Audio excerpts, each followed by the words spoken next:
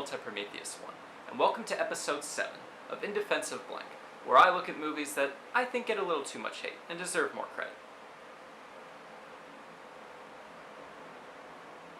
I'm living in Europe! In my last episode, I stated I was in the process of moving, and that's why my filming location was screwed up. Well, here I am in my new apartment in Prague, Czech Republic. This is my living room. It's, super awesome. This is my kitchen, where food-related things happen. This is my laundry room, which also has a second bed. And this is my toilet. Wee! Toilet! And this is my shower and bathroom. And this is my new filming location, where I'm joined by the show's new manager of Mr. Malcolm the Guinea Pig. Say hi, Malcolm. Hello. I've traveled from Orlando, Florida, all the way overseas to Prague, Czech Republic, to go to film school in one of the greatest film cities in the world. So, what film are we going to talk about today? Well, shortly after I arrived in Europe, I saw Spider-Man Homecoming, and it was awesome. But it got me thinking that there's one particular Spider-Man film that's pretty bad. Characters weren't fleshed out enough, they tried to squeeze in too many subplots, there were a lot of stupid moments, and there were just way too many villains. I am of course talking about The Amazing Spider-Man 2! Yeah, for some reason Spider-Man 3, the last film in the Sam Raimi trilogy, is almost universally considered the bad Spider-Man movie, when not only is Amazing Spider-Man 2, the last of the Mark Webb films, so much worse, but Spider-Man 3 really isn't that bad. It has some stupid moments, I'll admit, but it's still a satisfying Spider-Man film. So why is Spider-Man 3 so hated despite its merits, and why is Amazing Spider-Man 2 usually seen as okay? This is half in defense of Spider-Man 3, and half in offense of Amazing Spider-Man 2. Yeah, that's the video I'm making. So we see the usual opening we get for the Raimi Spider-Man films, and this is probably one of my favorites of the franchise. It does a decent job of recapping the last two movies without hitting you in the face with them, and the visuals complement Danny Elfman's score extremely well. We then get narration from our favorite crybaby, talking about how life is going pretty well. The city finally seems to respect him as a hero, he's making decent money off the photos he takes, and he's planning to propose to Mary Jane. She's doing decently as well, as she just got a big role in a Broadway musical. That doesn't mean her singing is that great, though. I can't recall who said it. I know I never read it. I only know they tell me that love is grand. Come on, you sound like you're in a high school play. I can fly within the hours, confer with the clouds, consultant with the rain. Yeah, never play that again. But it seems something is afoot, as Harry Osborn, Parker's best friend who began to hate him after he found out Spider-Man killed his father, the Green Goblin, watches with a sinister look on his face. And this brings me to something that people really don't give the Sam Raimi films enough credit for. They actually pace Harry's character arc very well. In the first movie, he's Peter's best friend, who loves him like a brother, but is devastated when his father is killed. In the second movie, he now hates Spider-Man for killing his father, not realizing he only did it in self-defense. This causes trouble in Peter and his relationship until he becomes extremely conflicted when he finds out Spider-Man was actually his best friend the whole time. And now, in this film, he's finally taking action. This gradual change in his character as a result of the events surrounding him is paced extremely well, letting the tension and suspense build from movie to movie. In Amazing Spider-Man 2, we're suddenly introduced to Harry out of nowhere. They clearly established they weren't really that close of friends to begin with, and then later he suddenly goes insane and becomes a goblin. His character in that movie is so rushed that you don't really feel anything for him, while the Raimi films show his transition from Peter's best friend to one of his biggest enemies over 3 movies, allowing the weight of the entire process to fully sink in for the audience. This is how Anakin Skywalker's transition to Darth Vader should have been done in the Star Wars prequels, letting him gradually change over time, really letting it sink in, rather than having him just change over the course of a few scenes. After the show, Peter tries to confront Harry and make amends, but of course he won't have any of it, and he goes back to his father's lab to finally inherit the mantle of the Green Goblin. Meanwhile, an asteroid carrying a sentient black goo crashes near Peter and attaches itself to his bike. We then see a man named Flint Marco, who just escaped from prison and is fleeing the cops in order to visit his terminally ill daughter. And now would be a good time to bring up the thing that people usually complain about most with this movie. The concept that there's too many villains. Yes, I will admit that Harry's Green Goblin, the Sandman, and Venom could each have had their own movies. The confrontation between Harry as the Goblin and Peter, and their eventual amends, is enough for a movie by itself. Peter coming to terms with his uncle's death by fighting Marco as the Sandman is more than enough for a movie by itself. The alien costume / Venom saga is more than enough for a movie by itself. But what people usually don't think about is the fact that even though each one of these things could have been their own movie and they didn't need to be squeezed into one film, they actually work together quite well when you think about it thematically. Really think about it thematically.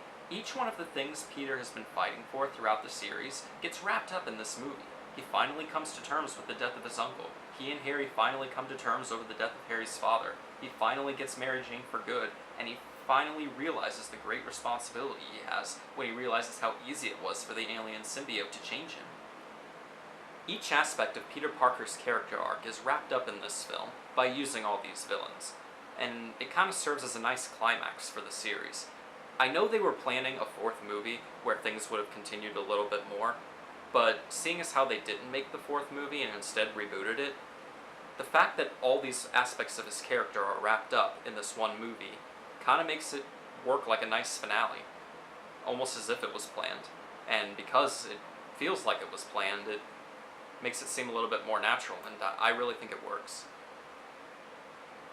Plus, you know what other Spider-Man movie has too many villains? Amazing Spider-Man 2. It's got Electro, the hairy Green Goblin again, the Rhino, and, if you're willing to stretch, a brief appearance by the future Black Cat.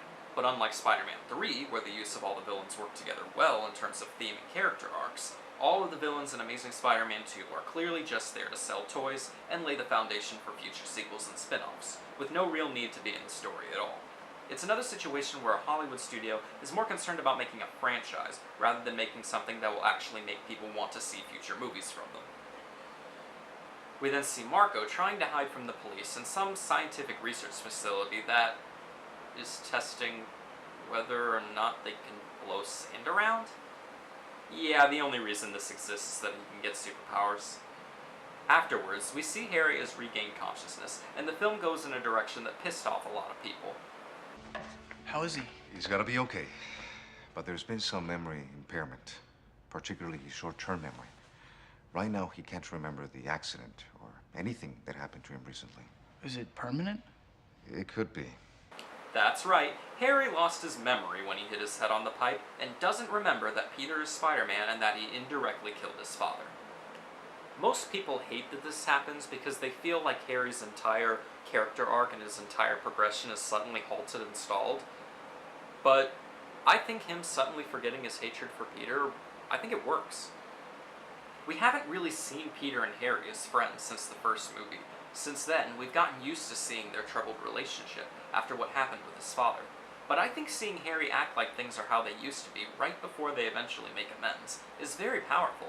It serves as a reminder for Peter of what was lost and how important it is to get it back, not only for his safety, but for Harry's as well. Again, when you look at things in terms of theme and character arc, instead of what you wanted from the movie, a lot of these decisions really do make sense. We then see Marco having to put himself together after being comic book scienced into sand. This scene is very well done. With no words, the visuals and the music alone convey all of the thoughts going through his head. The disorientation, the fear, the regret, the love for his daughter, and the determination to make up for what he's done, all without any words. Pure cinematic storytelling. We then see the first big action scene of the movie, where a crane is out of control and destroying a nearby building, with Peter's classmate Gwen Stacy inside. He swoops in to save her, and it's during this scene that we're introduced to Eddie Brock, who, I'm just gonna outright say it, I agree with you all. Eddie Brock sucks in this movie. In the comics, Eddie Brock is a brutal opponent, a physically dangerous man who, even without the alien symbiote, poses a real threat to Peter simply because of his burning hatred for him. A hatred that arose from a seemingly never-ending series of circumstances where Peter beat him at everything, wearing him down and psychologically torturing him until revenge became the only thing fueling his very being. In this movie, he's a whiny, dorky little pipsqueak who doesn't like Peter because he's a photographer for the Daily Bugle, and I want to be a photographer for the Daily Bugle, and he's totally trying to steal my girlfriend. Compared to the comics, he flat out sucks. Maybe they were trying to make him like a parallel to Peter, like kind of like a evil version of him, but I really don't think it works. He and Peter both try to sell their pictures to Mr. Jameson, and it seems Brock may have the upper hand. Jameson is hilarious in this scene, as always. You want a staff job, and you want a staff job. Anybody care about what I want? I do. Shut up. Get out. I sense a Stan Lee cameo coming. You know, I guess one person can make a difference. Enough said. We get another scene with Harry and Peter, again reinforcing what was lost and how important it is to somehow get it back. But not everything's hunky-dory, as it seems Mary Jane's performance in the play got horrible reviews, and they replaced her without telling her. So yes, people, the horrible singing was intentional. And she leaves the theater to see, in what I think is a powerful moment, everyone cheering and clapping. At first she thinks it's for her, but then she sees that it's for Spider-Man. Why was everyone cheering? Because Spider-Man is about to be given the key to the city.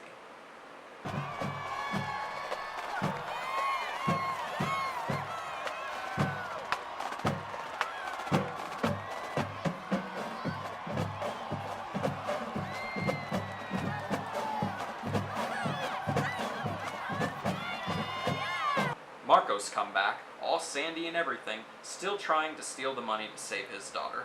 Meanwhile, at the ceremony, Peter lets the fame go to his head and kisses Gwen Stacy right in front of Mary Jane. She doesn't have time to get angry at him because Marco arrives and Peter has to confront him. They have a cool fight scene and he gets away. Afterwards, Peter meets Mary Jane at a fancy restaurant where he plans to finally propose. But she doesn't stay long because she's pissed that he kissed Gwen at the ceremony and he's totally okay with her flirting with him. A lot of people hate Mary Jane in these movies, and yeah, there are moments where I want to punch her in the face. This isn't about you. This is about me. Peter's just trying to be supportive, and she's a jerk about it. But in scenes like this, her horrible daddy's little princess attitude may actually be justified. I mean, if you're dating a girl and you kiss another girl on the lips in front of a giant crowd of people, you're going to make her a little upset. Now granted, her paranoia that Peter may be into Gwen because she's in his science class is completely unfounded. Just because a girl exists doesn't mean your boyfriend's cheating on you! But you do have to admit that he screwed up big time giving that kiss, even if she's the only one who knew it was Peter. After the date, we see the police telling Peter and Aunt May that they discovered it was actually Marco who killed Uncle Ben, not the guy they originally thought it was. One of the villains being Uncle Ben's killer is so forced. Yeah. But if it's the Joker in the Tim Burton Batman movie, everyone's okay with it. We then see a flashback showing how Peter imagines the killing happened. This scene does a very good job of strengthening the built-up rage that's only going to be amplified once the alien symbiote bonds with him. MJ comes to support him, but he acts like a jerk, further justifying her problems with him. And finally, an hour into the movie, the symbiote finally bonds with him. Again, Venom was handled horribly in this movie. Let's move on. But at the same time, it kind of makes sense to wait this long. Having the symbiote bond with him right when he's at his lowest point emotionally gives it exactly what it wants, making it a more formidable enemy. He wakes up inside of a pretty awesome shot to find himself wearing the new black suit created by the symbiote. People make fun of how he just starts using it and doesn't question where it comes from, but I think that does a good job of showing how much influence it's having on his mind. It's buried itself in his conscious so much that it just feels natural and he doesn't really question it. And yes, the black suit looks amazing. He goes to Dr. Connors to get his opinion on it, and he warns him to be very careful. Don't let any of that get on you. Why not? It has the characteristics of a symbiote, which needs to bond to a host to survive. And sometimes these things in nature, when they bind, they can be hard to unbind. He's able to find Marco, and we see the effects of the costume starting to affect his judgment, as he's a lot harsher in his attack than he usually is. He's fueled by a desire to avenge his uncle's death, and the costume's starting to take away his inhibitions. After the fight, he sees himself in the mirror, and yes, in one of the actually stupid parts of the movie, he sees the costume as actually starting to give him an emo haircut. Yes, because all emos and goths must be evil. I mean, some of them have devoted their lives to spreading the messages of loving yourself and never giving up no matter what the world does to you, but they're all evil. The becoming evil thing continues as his landlord tries to get his rent from him, and he doesn't really want to do that. Give me rent. You'll get your rent when you fix this damn door! The pacing of Peter's descent into badness may seem a little wonky, but you do have to admit that it is pretty disturbing seeing such a nice guy act like such a douchebag. It is kind of what you'd expect from a film adaptation of the alien costume storyline. He tells Aunt May that Spider-Man might have killed Marco, and how she responds does a very powerful job of warning Peter not to let this suit change who he is. Uncle Ben meant the world to us, but he wouldn't want us living 1 second with revenge in our hearts. It's like a poison. It can take you over. Before you know it, turn us into something ugly. But another thing threatens Peter's sanity, as it seems MJ, who he still plans to propose to, is starting to lose faith in their relationship and is turning to Harry. But Harry's head injury is healed, and he suddenly remembers everything. People love to talk about how silly it is that he hears the voice of his father in his head, but wasn't it done that way in the comics too? Why is it okay there, but not here? Plus, I love William Dafoe as Norman Osborn. Always have, always will. Make him suffer. Make him wish he were dead. First, we attack his heart! All goblined up, Harry decides to threaten Mary Jane in the hopes of hurting Peter. He tells her to break up with him, or else he'll kill him. Why couldn't Mary Jane just tell him? I don't know. She obeys, driving into the emotional low that causes him to put the black suit back on. He figures out what Harry has done and confronts him, leading to a very emotional fight scene that works really well because your brain doesn't know how much of his rage is from the suit and how much is genuine. It shows that the suit is not entirely to blame, and a lot of the instability is him naturally. It was just the suit that brought it out. The scene ends with a series of lines that, even though I don't really have anything specific to say about them, I think just work really well. You gonna kill me like you killed my father? I'm done trying to convince you. You took him from me. He loved me. No. He despised you. You were an embarrassment to him. Oh. Look at little Goblin Jr. Gonna cry? Things get even more low for him, as it seems Brock has been creating fake photos of Spider-Man committing crimes, ruining the hero's reputation and landing him the coveted staff job. Peter exposes him, leading to Brock getting fired and Peter doing... the infamous happy dance. This whole sequence is probably the most hated specific moment of the entire film. The amount of outrage this scene caused is surreal. But I have 2 things to say to you about that. Number 1, if Peter Parker dancing in an emo haircut is the biggest problem with your life, I envy your good fortune. And second, it's supposed to be stupid!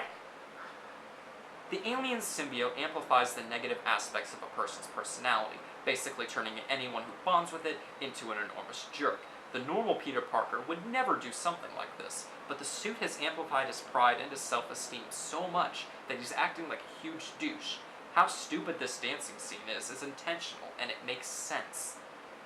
To make Brock hate Peter even more, he's now stolen Gwen from him.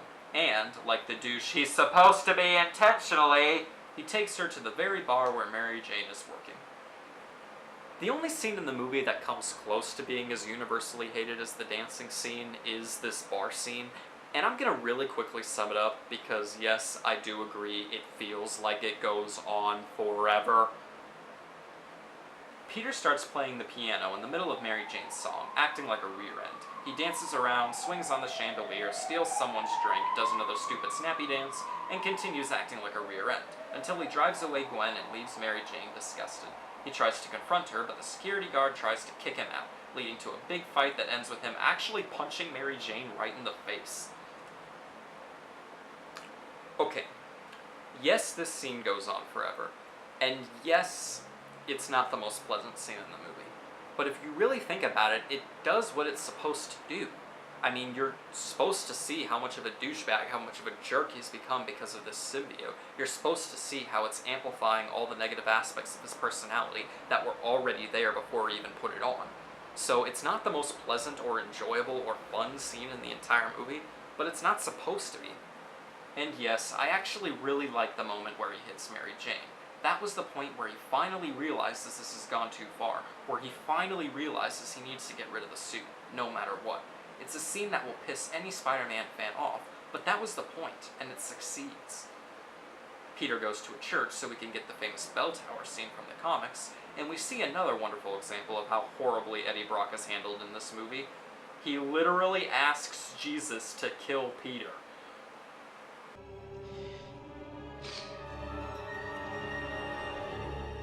I want you to kill Peter Parker. I don't think that's how that works, buddy. I mean, me and Jesus, we're tight, and that doesn't really seem like something he'd do. Dear Jesus, please give me hope in these troubled times. Yes, my child. Please let me see that no matter how bad things get, no matter how low I get, you're always there to give me one more reason to go on another day. Yes, my child.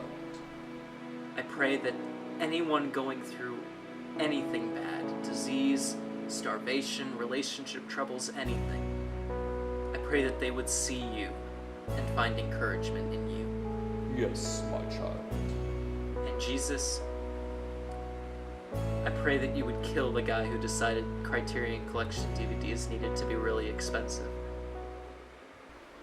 No. Please? No. Please? No. Please? No. Pretty please with lots of flowers on top. No. Why not? Because I don't want to kill him. But Criterion movies are so expensive, but they're so good, and I can't afford them because of him. Jeez, dude, get some real problems. Please? No.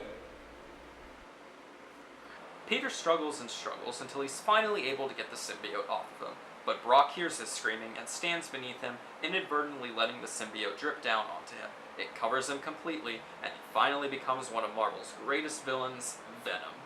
Afterwards, we get a really sweet scene where Aunt May comes by his apartment and he returns the ring she gave him. You said a husband's got to put a wife before himself.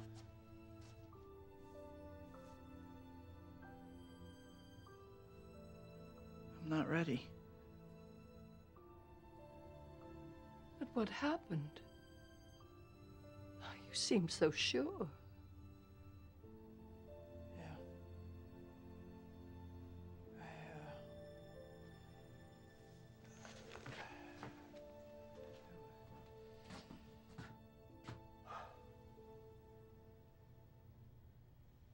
I heard her, Aunt May. I don't know what to do. You start by doing the hardest thing. You forgive yourself. But then, we see the first scene with Eddie Brock as Venom as he tries to get Margot to join him in killing Peter. Okay, Sony. I'm not going to say Sam Raimi because this was clearly a Sony move. Venom in the comics is terrifying. He's gigantic, his physical abilities are through the roof, and he literally looks like a demon out of hell. He is literally terrifying. In this movie, he's Spider-Man with shark teeth.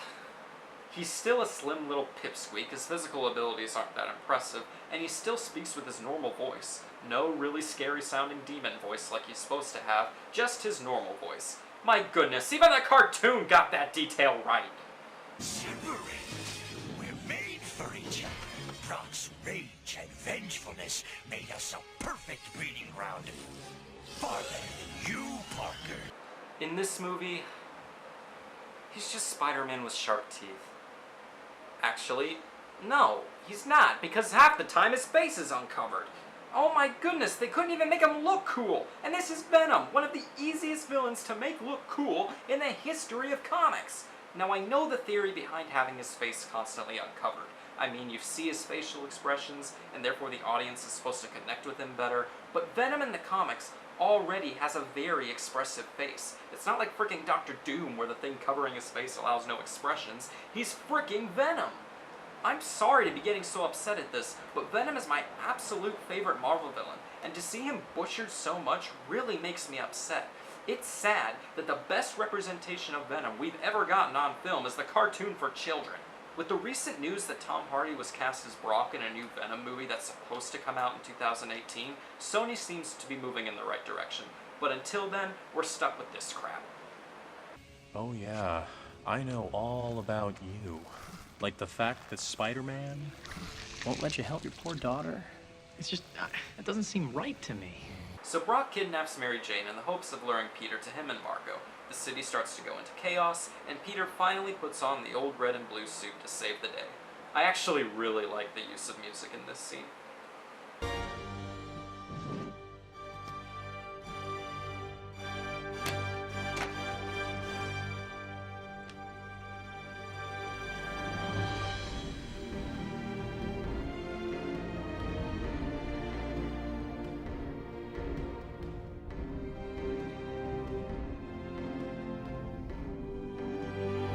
He tries to get Harry to help him, whose face is now horribly scarred by their fight, and he refuses. He goes down to his basement, only to have his butler reveal to him his father's wounds came from his own glider, and that it couldn't have been Spider-Man that killed him. Yes, it makes no sense that he waited all this time to tell him this, but the scene still works in terms of emotion and pacing. Peter swoops in to save the day, but is stopped by Brock. Marco joins in, and it seems like all hope is lost. This could be a tragic day for the people of New York. It could be the end of Spider-Man. But is it?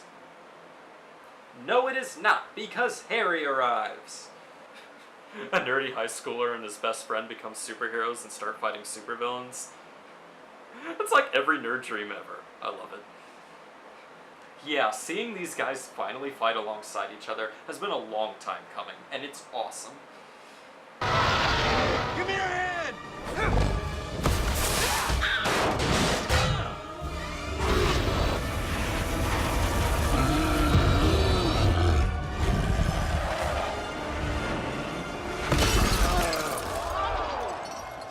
Peter figures out that it was the loud noises in the bell tower that hurt the suit on him, and he can do the same thing here. But in the process, Harry jumps in to save him and is stabbed. Peter does everything he can to make as much noise as possible, and is finally able to pull Brock out of the symbiote. He throws one of Harry's grenades at it, Brock jumps in to stop it, and he's killed along with the symbiote. Mary Jane rushes to help Harry, while Marco explains to Peter that he never intended to kill his uncle. It was a complete and total accident, and one that he's regretted ever since. This is a really well done scene. Peter is finally able to confront the man that killed the closest thing to a father he's ever had, and he's able to set himself free from the guilt by finally forgiving him. And also, he's finally able to make amends with Harry, as the two reconcile right before he dies. We get our message for the movie during his funeral scene, and Peter and Mary Jane are able to make up. And that is where the film ends. Spider-Man 3 is not the best Spider-Man film, and it's not even close to the best comic book film. But I still think it's pretty good. Is it the ideal Green Goblin movie? No. Is it the ideal Sandman movie? No. Is it the ideal alien costume / Venom movie? No. In a perfect world, these would have probably been separate films so that each one of these plots could have gotten more focus. But for what it is, I think it succeeds. Yes, there are a lot of subplots and a lot of stories it's trying to juggle around, but I think they work together nicely, wrapping up a lot of the aspects of Peter's character arc. He finally makes amends with Harry. He finally makes amends with his uncle's killer, relieving himself of the burden of revenge. And he finally learns the great responsibility that comes with great power. It wasn't intended to be a finale, but I think it works well as one. And I totally don't get why this is seen as the bad Spider-Man movie. when Amazing Spider-Man 2 is just so much worse. I wonder if any of the bad actors from that movie ever went on to do anything good. There was Dane DeHaan, he was pretty good in A Cure for Wellness. I swear that's not a clue for the next Indefensive. I swear. I'm Multi-Prometheus 1, and I'll see you next time.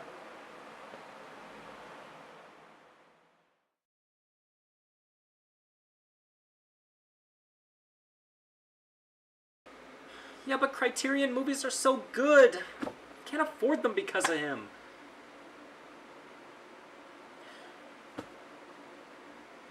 This is killing my neck.